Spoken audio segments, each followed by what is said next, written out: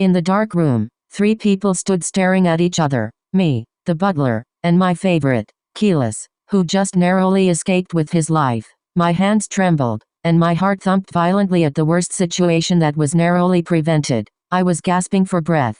What is it? The voice was angry and chilling. It was Caelus' first word to me, but another part of me cheered furiously. My favorite talked to me for the first time. Plus, long silver hair and loose pajamas. A very sexy figure in front of me had loosened his pajamas to stick a dagger in his chest. In the meantime, I couldn't believe that I could see this, and I still hadn't gotten used to the attitude of an extra. Anyway, I should avoid the anger that would come right away. Caelus, once left alone, stooped politely toward the butler. I await your orders, Marcus. Only then did the butler, who came to his senses, hurriedly call me up. No, don't go back yet. Just wait in the nearby room for a moment, my lady. He was a quick butler. Even though my clothes were a mess from jumping over the iron gate and running through the yard, he could see at a glance that I was an aristocrat. I nodded quickly. Very well. The rest would be handled by an experienced butler. To calm Caelus down and to make sure he wouldn't do anything like that again.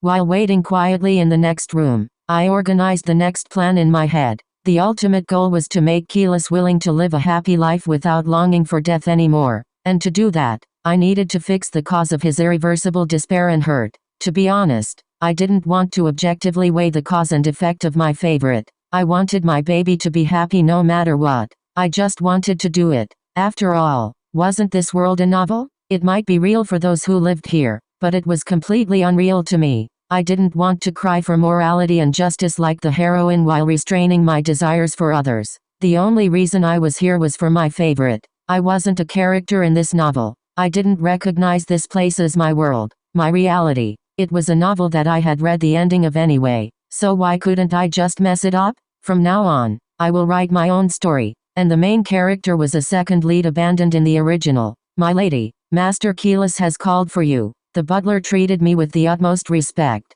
Oh, yes, maybe after saving Caelus, I felt more relaxed, so I answered with a smile on my face. As I stood up, the butler hesitated a little and lowered his head. I really don't know how to thank you. You saved my master's life. Don't mention it. I'm glad I wasn't late. The Marquis is very sensitive right now. If he says something rude, please understand. I will. Thank you for your concern. I could feel his sincerity in his words. Perhaps because he took care of Caelus, who lost his parents early as if he were his biological child. I followed the butler and stood again in front of Caelus' bedroom. Master Caelus, I have the lady here. No reply came from inside, but the butler pushed me into the room. He'll be very prickly, but, oh, I understood. He had just tried to kill himself, so it was hard to expect him to have a cool head. Maybe all kinds of hysteria would pour out towards me for stopping him. Nevertheless, there was no choice but to confront it. I blocked his sword right away, but if I wanted to continue my life,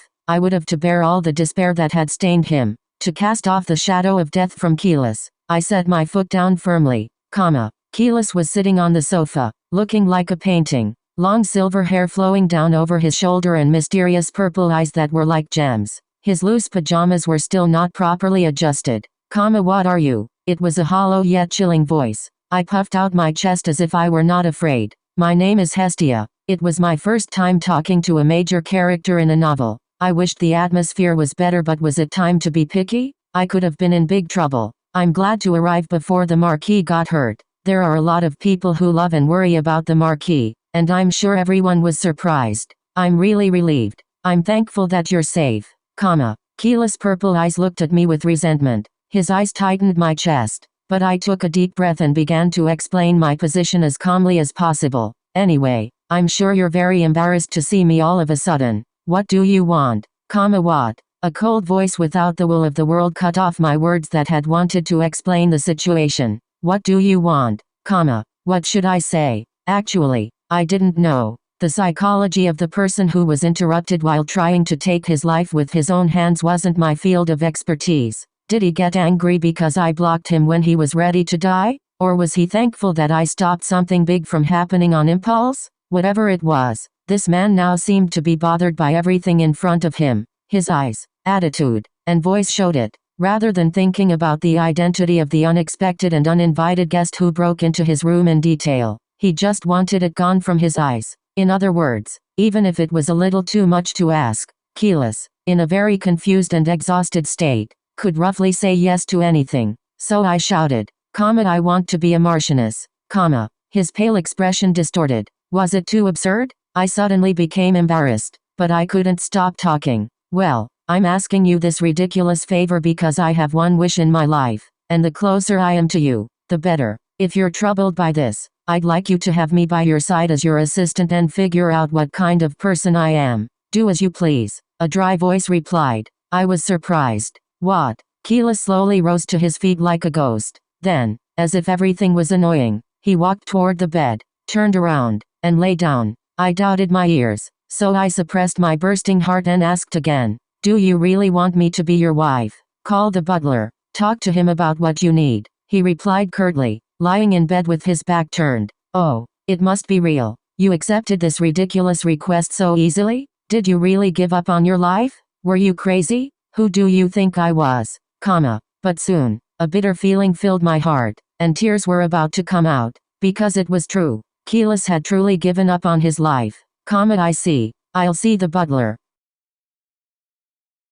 He never looked back at me while I helplessly left his presence. The butler was waiting for me right outside the door. I asked him with a bitter smile, did you hear what we talked about inside? Unless it was perfectly soundproof, someone might have heard it to some extent, but the butler shook his head extremely politely. I didn't hear anything, my lady. Then this will be quite the long story. May I speak to you for a moment? I asked him for a conversation. The butler acquiesced and sent another servant into Caelus' room so that Caelus wouldn't act recklessly again. Wait and see if the Marquis is sleeping properly. Yes, sir. When instructed, the servant politely bowed and quietly entered Caelus' room. Then, please come this way, my lady. I nodded and silently followed him into a nearby empty room. It's late, but let me introduce myself. My name is Hestia, the daughter of the Lord of Elia. I told him who I was with the identity I paid for as a fanatic. In fact, the land of Elia was literally a small mountain wall, and on paper, the author of Yeongju, who became my stepfather, was almost like a ragged man, even though he had the title of Baron. My decision to be his adopted daughter for a considerable sum of money was a mutually profitable contract. Oh, I see. Lady Hestia, I can't help but thank you again. After a formal greeting, the butler bowed again, and I waved my hand in haste. Don't mention it. If you hear what I'm going to tell you next, your heart might drop. I decided to be honest with the butler who really cared about Caelus. He looked at me in wonder. What is it, my lady? Unlike Caelus, who had lost his mind, this butler had a sound head. A different pain than before tightened my throat. I know it's kind of reckless, but I asked the Marquis a little while ago that I wanted to be a Marchioness. He said nothing but to discuss it with the butler, I looked at him like a sinner without realizing it. Unbelievably, the middle-aged gentleman had his eyes wide open. Do you really mean that you asked him that? Of course, you can accuse me of taking advantage of the Marquis condition, but I have a clear plan to make sure that he doesn't act as extreme as he does today. In order to do that, I had to be given as much authority as possible, so I boldly asked him, The butler was silent. It was only logical, of course. How could you not be flustered when an unidentified woman who came in the middle of the night suddenly said she would become the Marquis' wife? Perhaps this faithful butler was more difficult to overcome than Caelus himself. You must be wondering how I found out about today, right? I know it's hard to believe, but actually, it was cheesy, but the plan was foolproof. From then on, I was a character in a novel. A character in a fantasy novel where a lot of unrealistic things happen. I have the ability to see the future. Not only today but what's going to happen, I somehow felt guilty seeing him agape, but since I was acting, I had to make him sure. Didn't the Marquis get a very precious pink diamond? With that, he wanted to make a gift for Saintess Diana, who became the crown princess today. Eventually, he failed to actually give it to her. How did you know that? The butler was shocked. However, readers who had binge-read the novel 9 times had no choice but to remember it. While we were at it, let's guess where the diamonds were stored. Maybe the jewel is now in Caelus' library drawer. Well, if you don't believe me, you can go and check for yourself. The butler groaned quietly at my confident words. I continued in a serious tone. I've ruined this night for the Marquis anyway, and I want to use this special ability that I have for him. I don't really mean to be the Marquis companion.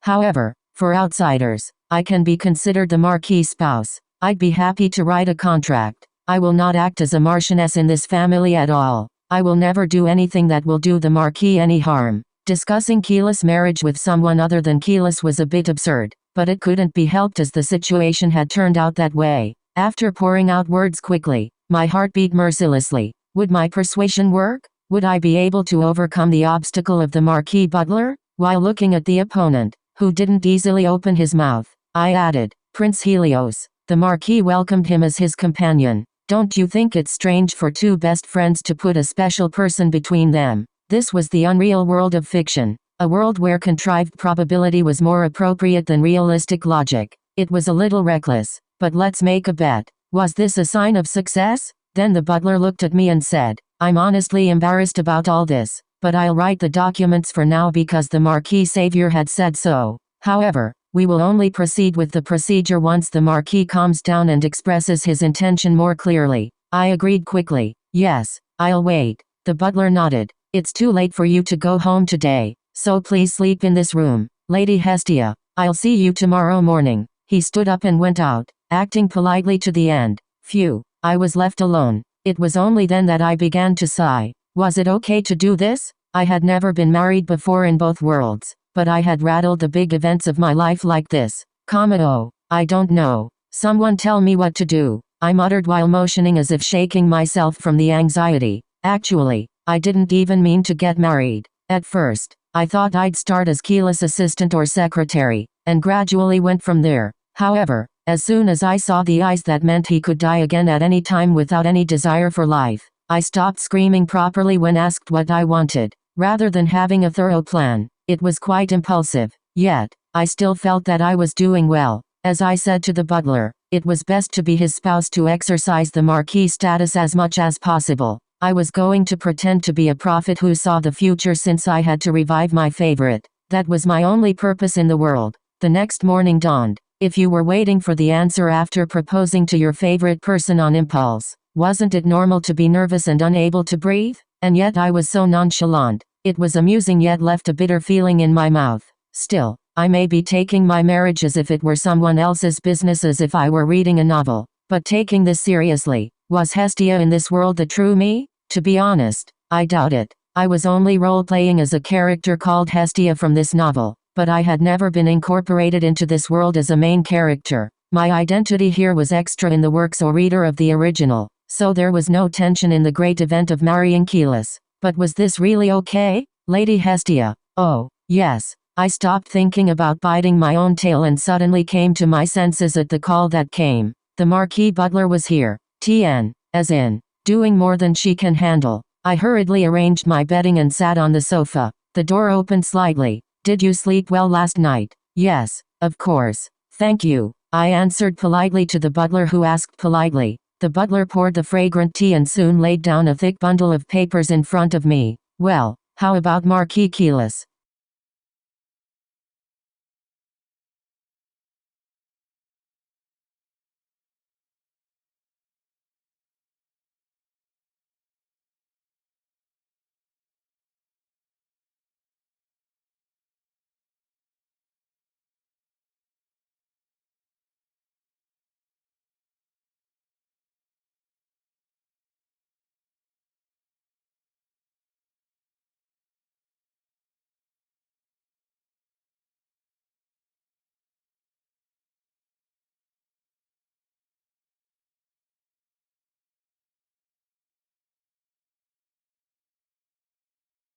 The butler smiled softly at my question. Fortunately, nothing happened all night. You said you can see the future, but it must be hard for you to see this. Oh, I was at a loss for an answer. Still, we have to squeeze it out somehow. It's only for big events. It was a joke, but I guess I surprised you a little bit. Ha ha ha. Damn, it didn't sound like a joke. The butler pointed to the pile of papers he had put down and said, I did my best to draft it. Lady Hestia's agreement to be the wife of the Marquis. Whoa, so to speak, it was a marriage contract document. While I rummaged through the papers, the butler rose quietly and left the room. He seemed to be considerate of me, so I could examine the document carefully. To be honest, I couldn't help but admire him. The butler was a man who truly cared about Caelus. Let's be honest. Didn't you think you could live by doing what you were told to do as long as you got paid on time? Nevertheless, he carefully handled everything so that his master didn't ruin his own life. The documents were generally about not allowing me to arbitrarily deal with the persona of Caelus and the property of the Marquis. There was no reason to refuse, so I signed it, fully agreeing with the contents. It was also written about the rights I could enjoy as a Marquis wife. If not dogmatic, I could use the same level of authority as Caelus himself, and it also included that a certain amount of money would be paid in the future. I agreed with all but the matter of inheritance. I had no interest in Caelus property. It was the same when I signed a contract with my stepfather on paper, the Lord of Elia. After reviewing the documents, I called the butler again. Most of them, I have signed and agreed, but I won't take over. I don't want to be misunderstood as a swindler going after the Marquis fortune. Oh, is that so? Very well, then I will see you after breakfast. The butler's tone was plain. After some time had passed, I followed the butler to Caelus' bedroom. The room we entered was very gloomy, and the curtains were drawn. Master Caelus, I have brought Lady Hestia, Caelus was sitting on the sofa, disheveled as before, looking exhausted. It seemed that his mind was still hazy. My chest throbbed in pain. The butler glanced at me once and held out the papers before Caelus politely. As you instructed, we have prepared documents to recognize Lady Hestia as the Marquis wife. Lady Hestia has already signed it, so the only signature needed left is yours, Caelus leaned back in his seat and glanced at me. If only his eyes were sharp. Unfortunately, his eyes were empty. His back leaned away from the sofa. He grabbed a pen and signed, flicking through the last page of the document. The butler gave me an apologetic look. In less than 5 minutes, we got married. After finishing the last of his signature, he threw his pen away as if he were annoyed. All right, get out. His voice was filled with irritation. I was choked up by an unknown sadness. Still, I endured it and bowed gratefully. Thank you, Marcus, There was no reply. Without a choice, I took the documents and left the butler in the bedroom. The butler politely called after me. Lady Hestia, I look forward to your kind cooperation. Please save him. That was why the butler drafted the documents without complaint and helped us to get married. It was all for Caelus to regain his motivation to live again. I look forward to your kind cooperation. But how should I address the butler? Please call me Eurus. Something felt weird. In the novel, he was only known as the Marquis Butler without a name, but after hearing his name, it felt like he had become a real person to me. I'll be right back with the servants to greet the Marchioness. He waved his hands quietly. No, it's fine. They don't have to greet me. As I said, I'm not here to be the master of this place. Well, then, I'll show you to your room. The butler accepted my words with embarrassment but no hesitation. It was an unduly plain manner. I liked it quite a bit. My room was at the end of the hallway, opposite Caelus' bedroom. It was as large and as colorful as Caelus. For some reason, I felt sorry. However, if I asked servants to make this room simple to suit my taste, it would cause unnecessary trouble for them. I should just leave it. Thank you, Eurus, but I have to go out for a while. I have to bring my luggage from my old house. Then I'll make the necessary preparations. The butler turned away at once. I sighed a little and looked at the marriage certificate in my hand. It was a piece of really light paper. However, it was the weapon that would be the biggest force against Diana and Helios in the future. I approached the desk on one side of the bedroom and opened the drawer, placing the marriage certificate in it. I even turned the key firmly and locked it. Sooner or later, I would take this document to the Crown Prince and greet the Marquis. What a look worth seeing. I returned to the house where I lived by carriage. The first thing I packed was my fanatic notebook and calendar. The octal note was my #1 treasure that meticulously recorded events in the novel. I planned to fill in the details of what happened before the return and what happened after the ending. It would come in handy one day. Clothes and accessories were not very important to pack. The packing ended without a hitch. TN. She named her notebook OMG. When I returned to the Marquis mansion, it was already evening. At the recommendation of the butler, I came down to the dining room for the first time and ate. Naturally, I greeted the chef and other servants. Only then did I realize that this was the consideration of the butler in his own way. Even if I became the Marquis wife in the blink of an eye, Eurus seemed to recognize me as another owner of the March. This was why I had no choice but to do my best to save Caelus. I felt a new burden on my shoulders. How is your meal? Please let me know if you enjoy anything in particular. It's as good as it can be. I can't ask for more. I exchanged conversations with the butler. The chef looked relieved, too, smiling lightly. Once again, I emphasized with my whole body, I was not here to take over this property. I asked cautiously, well, by the way, how was his day, Master Caelus? That is, the butler's eyebrows drooped. He didn't come out of the room all day. He didn't even eat. Well, I see. I can't let that happen. We'd better get him a fruit punch with brandy, comma. The butler didn't hide his surprise. No, how did you? He smiled slightly. Of course I knew the drinks that Caelus would look for when he had no appetite. He was my favorite. It's too early to be surprised. There will be more surprises ahead. Ah, I said another word indifferently in front of the admiring butler. I should visit the temple tomorrow. I'm going to take back the land that the Marquis donated for the Saintess. Pardon.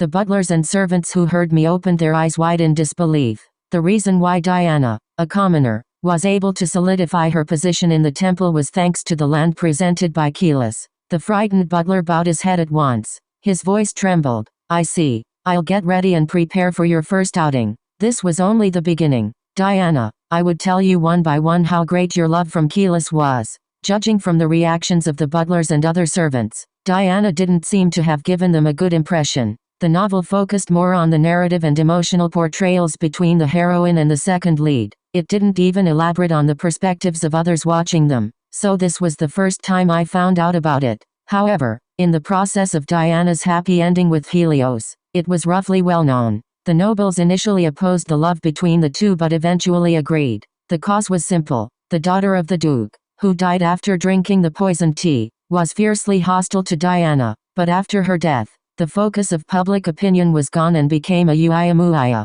In the end, thanks to her, the two ended up getting married safely. TN. Uiamuia is slang for something to die down.